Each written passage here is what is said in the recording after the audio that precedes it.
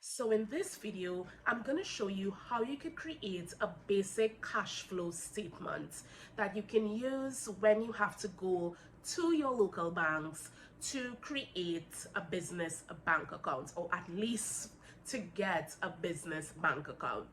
All right, so it's a basic cash flow statement. You can use it to create your cash flow prediction statement for the banks, and you can also use it for yourself, so you can have an idea on how your business is doing, and you can have an idea on the potential your business has when it comes to revenue, when it comes to expenses, and all of these things. So I really do hope this video is helpful, and let's just jump into it. So let's jump right into this. Now, this is what a cash flow document looks like. Okay, you have your sales heading and you have your respective areas under that, and then you have your expenses heading and your respective headings under that. And now, if your business, as I said on my TikTok video, if you have been in business for 3 years already, this is not going to be called cash flow projection. This is just going to be called cash flow. But if your cash flow has to be a cash flow projection, then you need to make sure you put this word projection in there so the bank knows that this is just a projection. All right. Now, in this little sample that I quickly created here, I just wanted to give you guys a quick idea of what your document needs to look like. So as you can see, this is a cash flow projection for my first year, and my business started operating in the month of October in 2018 to September 2019. This is what makes up the year. All right. And as you can see, I have cash sales, collection from credit sales. This is basically card payments. You will see loans received and other, just in case you may have something different to add to that. Loans received, who knows, you may have taken out a loan that would help you start your business, so you want to add that there. That is cash flow in your hands. That is your money in your hand. That's a positive for your business. All right. Now, in this example, I didn't really put any loans received. I just have the sales that were made under each month within the year. And at the end of it all, as you can see here, I have a total of $10,755 in sales for the year. Now you need to take a look at your expenses. Every business has an expense, has some sort of expense. I just listed out a whole set here, but I want to focus on the ones that are going to be important. So in this case here, where I have repairs and maintenance, I was kind of keeping my small business that I had back in the day in mind. But for you, it could be stocks. For you, it could be supplies. Now, it may just be one big purchase you make in the year, but whatever month you made that purchase in the year, you're going to put that costing underneath that particular month. So in this case, I made repairs and maintenance for the year in the month of January. Now, telephone is important. Put that in your expenses, because telephone basically means I'm paying for data. Now, because this is back in 2018, this was the cheapest. So just bear with me. This is just a sample, guys.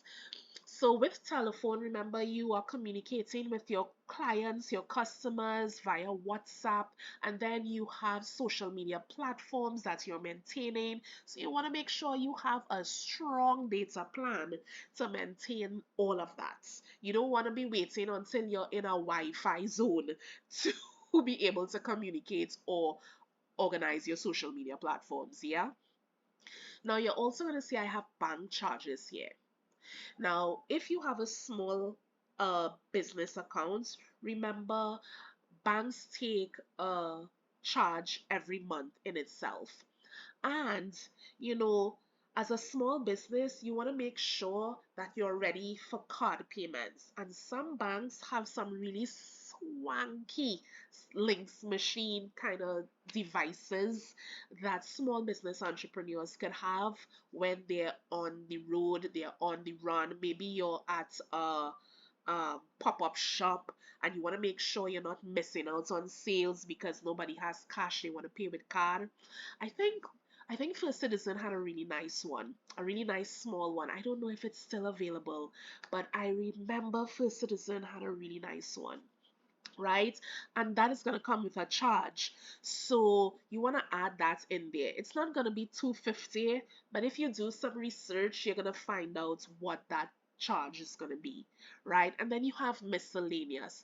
Every month you want to dedicate an amount of money for miscellaneous. So just keep that in mind. Owner's drawings is like a salary. You have to pay yourself, not so you have to pay yourself.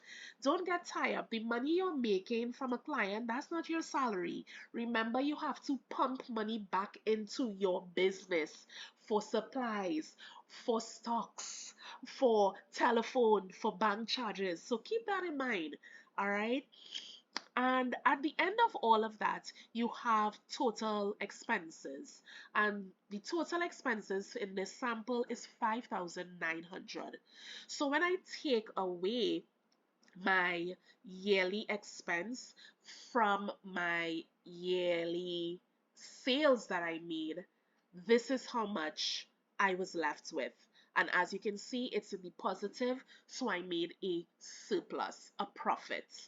If this was in a negative, then I would have been in a deficit, in a loss. It means that my expenses overshadowed my sales, and you don't want that. All right. So I am closing off year one with a cash balance of 5,900, and this is what I'm going to go into year two with. So year two is basically the same thing as year one.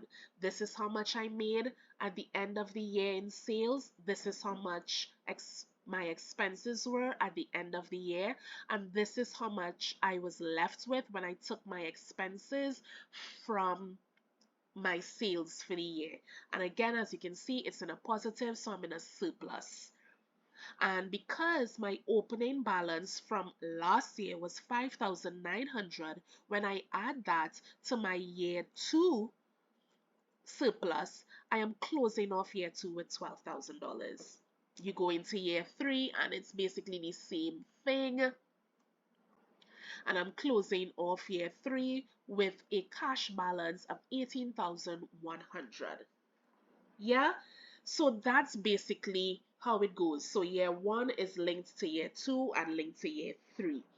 And this is what the bank wants to see.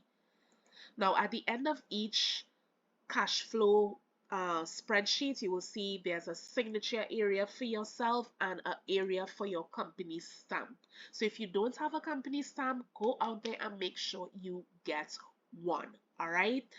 And you need to do this on each of each of the documents. Yeah. Now, if you're wondering, how do I even come up with this projected price? Do I just randomly select? Don't randomly select, but try to think about it. So let me pull out my little calculator here. Let's just say you're a nail tech, and I'm going to say you have a regular 9 to 5 job. So you're only able to take a client after your 9 to 5 job. And let's just say you're only taking a client 3 days in a week. So you're basically only going to have 3 clients per week. And we're going to look at a basic costing. Let's just say your basic costing to do nails is 150. And for each week you have 3 clients. So 150 times 3. That is going to give you 450 a week. And let's say multiply that by 3 weeks in the month.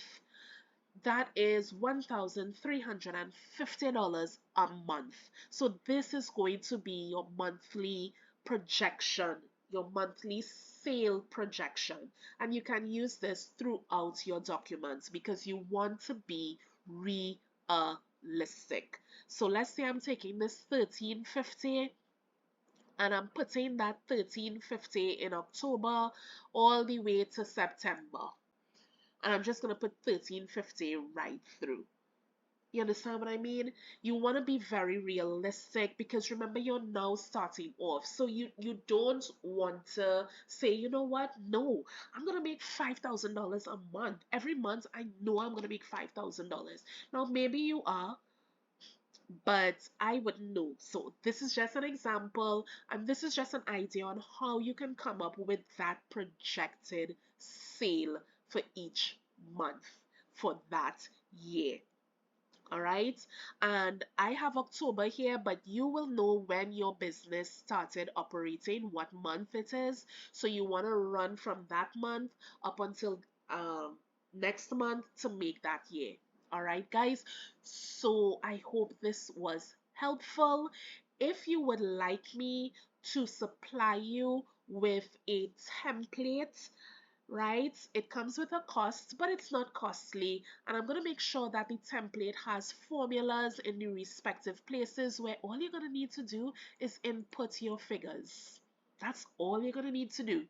And then you will put your list of expenses because I don't know what it's going to be for you. Only you would know that. All right, guys. So if you would like that service, reach out to me and I can always send you a quotation so you can make a decision on if you would like me to create that template for you. If not, keep looking at this video until you get an idea on how to create it yourself and take it from there.